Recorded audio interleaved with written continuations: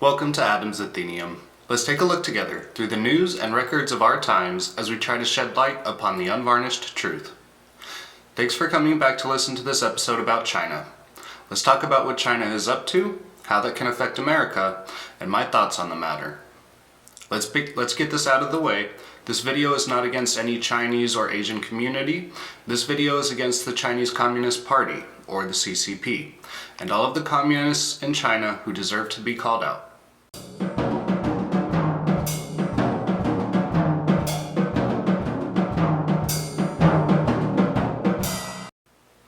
Digging back through history and finding some of America's strongest quotes, one may come across the phrase, "never again," in reference to the Holocaust that took place in World War II. Now, people like Whoopi Goldberg would have you believe that the Nazi purge was not about race, it was actually about whites killing other whites. The actual truth of the matter is that Hitler saw Jews, gypsies, gays, lesbians, and even other countries and races as subhuman, inferior, or cockroaches, were words that Hitler used to describe others. And what happened to Hitler? America got into World War II and eventually killed this crazed and racist leader. Good men and women realized the atrocities that took place in the work camps, the detention camps, concentration camps, and of course, the death camps. And they took action. They fought evil and swore that that kind of evil should never be allowed to rise again. Here we are, almost 77 years later, and China has been starting the same thing. And here's the proof that I can find. Let's start with Wikipedia, and then we will go through other news sources to see what we can find. According to Wikipedia, the Uyghur genocide is the characterization of the series of ongoing human rights abuses committed by the government of China against Uyghurs and other ethnic and religious minorities in Xinjiang as genocide. Since 2014, the Chinese government, under the direction of the Chinese Communist Party, or CCP, during the administration of CCP General Secretary Xi Jinping, has pursued policies that incarcerated more than an estimated 1 million Muslims, the majority of them Uyghurs, in internment camps without any legal process. This is the largest scale detention of ethnic and religious minorities since World War II. Thousands of mosques have been destroyed or damaged, and hundreds of thousands of children have been forcibly separated from their parents and sent to boarding schools. Government policies have included the arbitrary detention of Uyghurs in state-sponsored internment camps, forced labor, suppression of Uyghur religious practices, political indoctrination, severe ill treatment, forced sterilization, forced contraception, and forced abortion. Chinese government statistics reported that from 2015 to 2018, birth rates in the mostly Uyghur regions of Hotan and Kashgar fell by more than 60%. In the same period, the birth rate of the whole country decreased by 9.69%, from 12.07 to 10.9 per 1,000 people. Chinese authorities acknowledged that birth rates dropped by almost a third in 2018 in Xinjiang, but denied reports of forced sterilization and genocide.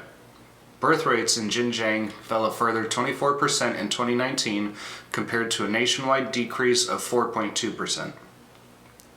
At first, these actions were described as the forced assimilation of Xinjiang and an ethnocide or cultural genocide. As more details emerged, some governments, activists, independent NGOs, human rights experts, and academics termed it genocide, pointing to intentional acts by the Chinese government that they say run afoul of Article 2 of the Genocide Convention. The Chinese government, meanwhile, publicly denies that it has committed human rights abuses in Xinjiang. International reactions have varied.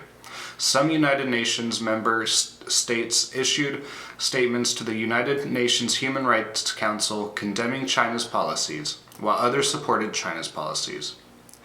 In December 2020, the International Criminal Court declined to investigate China on jurisdictional grounds. The United States was the first country to declare the human rights abuses a genocide, announcing its finding on January 19, 2021. Legislatures in several countries have passed non-binding motions describing China's actions as genocide, including the House of Commons of Canada, the Dutch Parliament, the House of Commons of the United Kingdom, the Seimas of Lithuania, and the French National Assembly. Other parliaments, such as those in New Zealand, Belgium, and the Czech Republic, condemned the Chinese government's treatment of Uyghurs as severe human rights abuses or crimes against humanity. From NBCnews.com.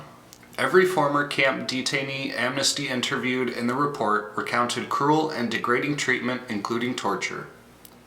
The report, released Thursday, is based on interviews with 108 people, including 55 camp survivors, and several government cadres who worked in the camps. As part of an attempt to hide camp conditions from the world, Chinese officials created a massive, nearly week-long bonfire, burning as many documents as could be found from an office overseeing the camps, according to an ex-cadre who spoke to Amnesty and whose identity has been concealed for his safety. And they continue.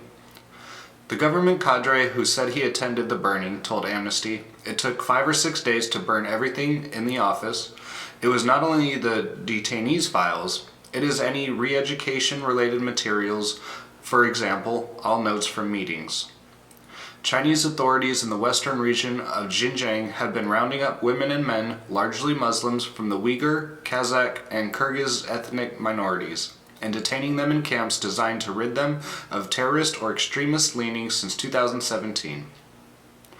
More than 1 million Uyghurs and other minorities from Xinjiang are believed to be held in internment camps, where they are forced to study Marxism, renounce their religion, work in factories and face abuse, according to human rights groups and first-hand accounts.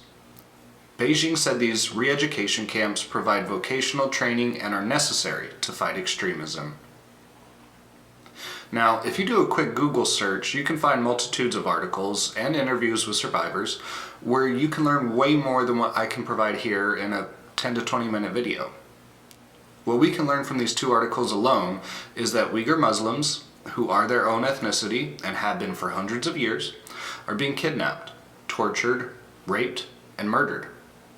The CCP is denying these allegations, but every prisoner, informant, journalist, and satellite image that has come out of that region tells us otherwise. We can learn that these people are being brainwashed, or in other words, these re-education camps will force them to learn Mandarin Chinese, be sexually sterilized, some organs may be harvested, they are told to repeat pro-China phrases, and repeat hateful rhetoric about their true selves and ideology. We can also see that a multitude of other countries have also seen these patterns coming out of China and have taken a stand against China. Several of these countries are NATO or US allies. However, this is not all that China is up to. According to the New York Post, China reportedly tested nuclear-capable hypersonic missile in August by Eileen A.J. Connolly. In this article, she writes, China tested a nuclear-capable hypersonic missile in August that circled the globe before speeding toward its target, the Financial Times reported. The test shows China has advanced space capability that caught U.S. intelligence by surprise, the outlet reported. Citing 5 people familiar with the test, the report said the Chinese military launched a rocket that carried a hypersonic glide vehicle which flew through low-orbit space before cruising toward its target. It missed the target by about 24 miles, but shows China's astounding progress on hypersonic weapons, the report said. What this means, insofar as hypersonic, and how that relates to U.S. defenses, is that these missiles are capable of carrying nuclear ICBMs, or intercontinental ballistic missiles, with a nuclear warhead. These missiles go into low Earth orbit and re-enter at hypersonic speeds to somewhat outmaneuver American defenses. So basically, China could send a nuclear warhead up into space and have it reach their target at hypersonic speeds. And supposedly the US didn't even know that they launched this missile until months afterwards. China has also repeatedly sent jet fighters into Taiwanese air defense space to provoke military action there. And if you don't know the history of the conflict between Taiwan and China, the short story is that Taiwan used to be the capital of the People's Republic of China. But when the communists took over and created the Chinese Communist Party, they refused to acknowledge Taiwan's allegiance to a democracy instead of a dictatorship, thus creating today's conflict where China refuses to accept Taiwan as an independent country or nation. If foreign invaders took over America and conquered it, would it still be America? No, it would be a part of the new country that conquered it. What does this all mean, and what are my thoughts on the matter? Hitler and the Nazis took years to come to power. They hid most of their violent acts, and when asked about them, they overtly lied to the public or created public smear campaigns against those deemed to be lesser. America, as a country, vowed to never again allow that kind of evil to take place. Nowadays, our president is in bed with China, financially, and thinks Xi Jinping should be allowed to reinforce cultural norms and traditions, and that the US shouldn't get involved. Our president is a coward, and he is a traitor to human rights. If I was president, or hell, even as a citizen, I personally ask Congress to declare a state of war against China, or more specifically, the Chinese Communist Party. I petition the government for land, sea, and air invasion to end the brutal human rights abuses, genocide, mass rape, forced sterilization and contraception of a people based on their ethnicity. If you refuse my call, you are cowards, and you should be ashamed to call yourselves Americans. I understand that if we go to war with China, Russia may very well make moves against the US. I understand that if we attempt military aggression, we risk very serious nuclear conflict from our adversaries. And I will also say to you that sometimes consequences be damned.